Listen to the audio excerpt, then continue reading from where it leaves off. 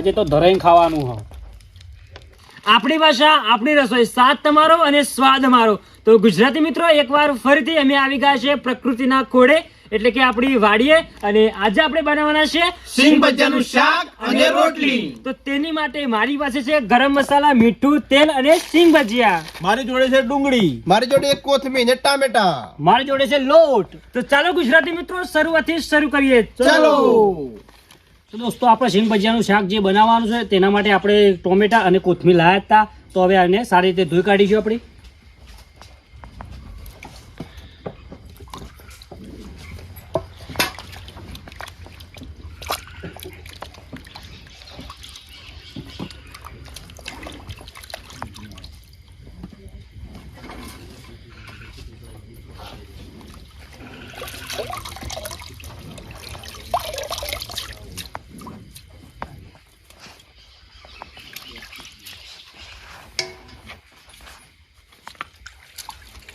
તો મિત્રો, હવે શાંતિભર્યા વાતાવરણમાં અમે સિંગ ભજીયાનું શાક બનાવવાની શરૂઆત કરી દીધી છે. તો બધા જ મિત્રો કામ કરવા બેસી ગયા છે. એસપીને ડુંગળી કાપવા આપી છે, અને હું ટામેટા કાપું છું, અને ઉગાના પર કોથમીર કાપવા આપી દીધી. કપાઈ જાય પછી આપણે શાક બનાવવાની શરૂઆત કરી દઈએ.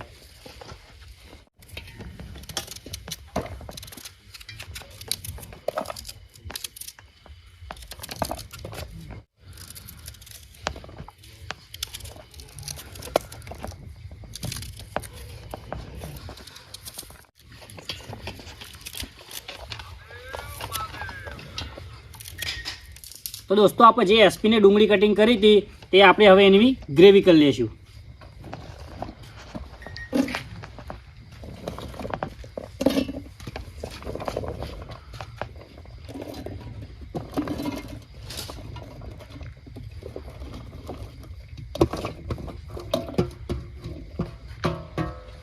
થોડું પાણી રેડી દેશું ને પછી ચાલુ કરી દઈશું.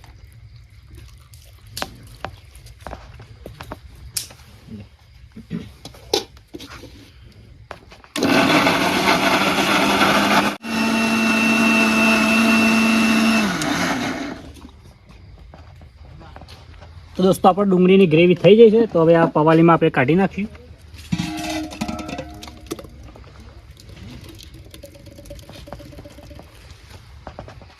દોસ્તો, હવે આપણે ટામેટાની પણ ગ્રેવી કરી દઈશું.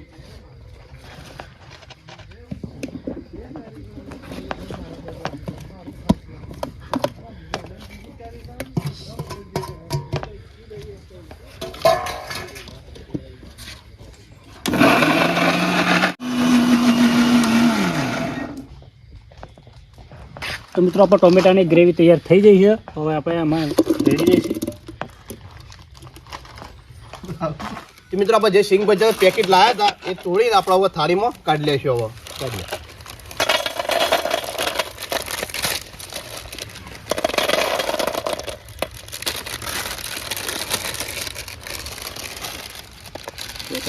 મિત્રો, આપણે ટામેટા અને ડુંગળીની ગ્રેવી પણ કમ્પ્લીટ થઈ ગઈ છે. તો હવે આપણે શાક બનાવવાની શરૂઆત કરીશું.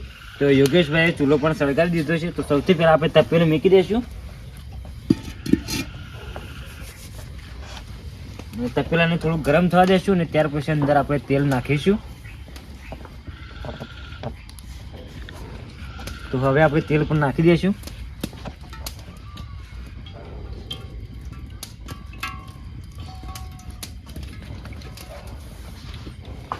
તેલ ગરમ થઈ ગયું છે. તો આપણે તેજ પત્તા, જીરું અને રાઈ છે એ આપણે અંદર નાખી દઈશું.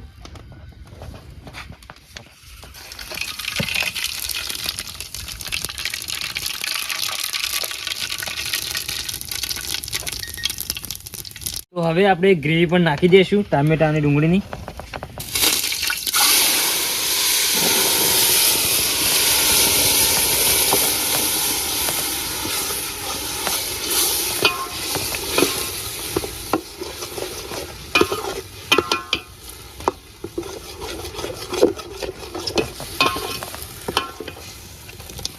તો મિત્રો, આપણે ટામેટા અને ડુંગળીની ગ્રેવી કમ્પ્લીટ સડી જાય છે. તો હવે આપણે મસાલા પણ નાખી દઈશું.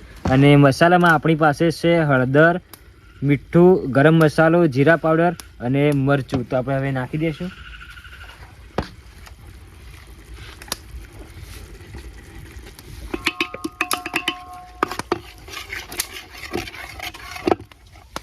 ત્યાર પછી આપણે જે આદુ પેસ્ટ ની લસણ લાવ્યા હતા એ પણ આપણે નાખી દઈશું.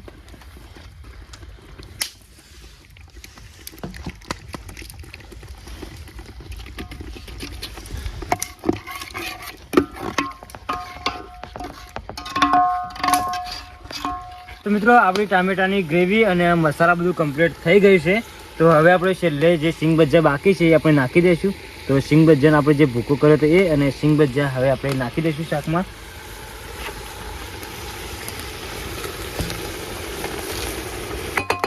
ચલાવીએ.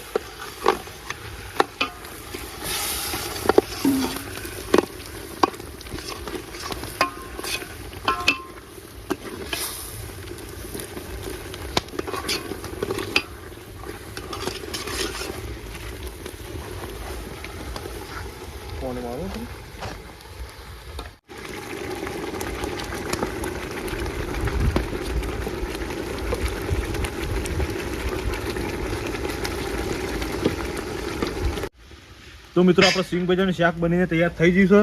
તો આપણે આવીને ઉતારી લેશું.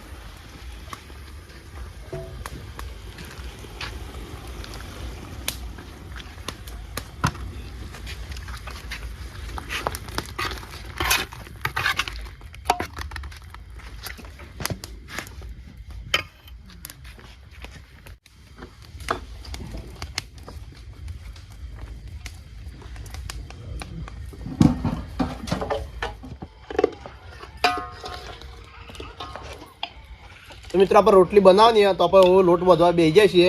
તો પહેલાં આપણે અંદર પેઠું નાખી દઈશું, મિક્સ કરી દઈશું. હવે અંદર પાણી વેરી દઈશું.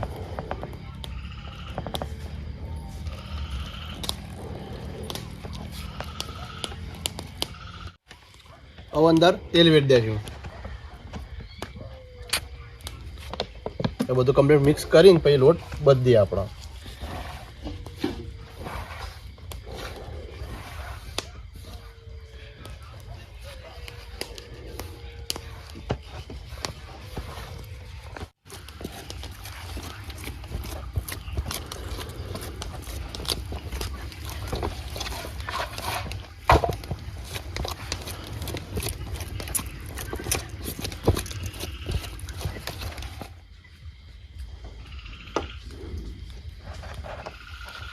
તો મિત્રો વિપુલભાઈ લોટ બાંધી દીધો છે. તો આપણે આ રીતે લોયા બનાવી દઈશું અને વિપુલભાઈને હાલ દઈશું. અને પહેલો લોયો તો આપણે વિપુલભાઈને હાલ દીધો છે અને વિપુલભાઈ રોટલી બનાવવાનું શરૂ પણ કરી દીધું છે.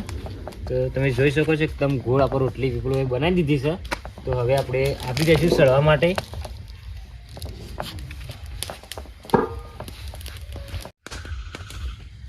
તો મિત્રો જે આપણે રોટલી બનાવી છે મિત્રોને એ આપણે હવે સળવી દઈએ.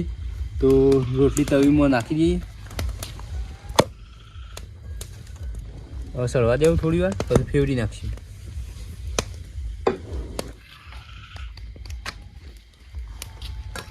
તો રોટલી આપણે ફેવરી દીધી તો બીજી સાઈડ પણ ચડવા દેવું.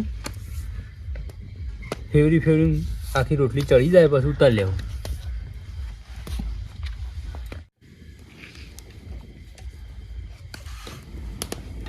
તો મિત્રો આપણે રોટલી તૈયાર થઈ ગઈ છે. તો એ જોઈ શકો. તો આપણે ઉતારી લઈએ.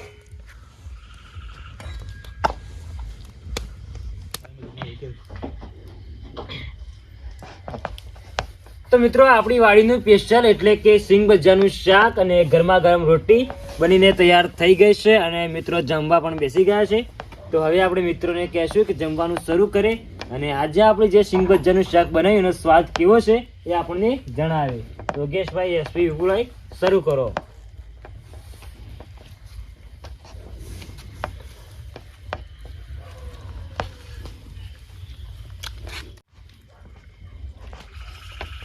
તો બોલો કે ભાઈ સ્વાદ કેવો છે? કેમ?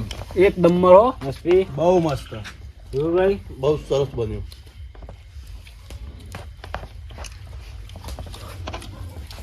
આજે તો ધરાઈને ખાવાનું હ.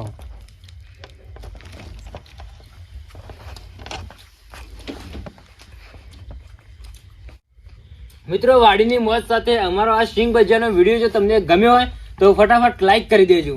મિત્રો આ વિડીયો તમારી ફેમિલી અને તમારા મિત્રો સાથે શેર કરી દેજો. તો દોસ્તો આવા જ રસોઈના વિડીયો જોવા માંગતા હોય તો આપણી YouTube ચેનલ વિલેજ રસોઈ સ્ટ્રીમને સબસ્ક્રાઇબ કરી દેજો. મિત્રો આ વિડીયો તો તમે જોઈ જ લીધો, પણ ફરીથી તમે કઈ રસોઈનો વિડીયો જોવા માંગો છો એ ફટાફટ કમેન્ટ કરી દેજો.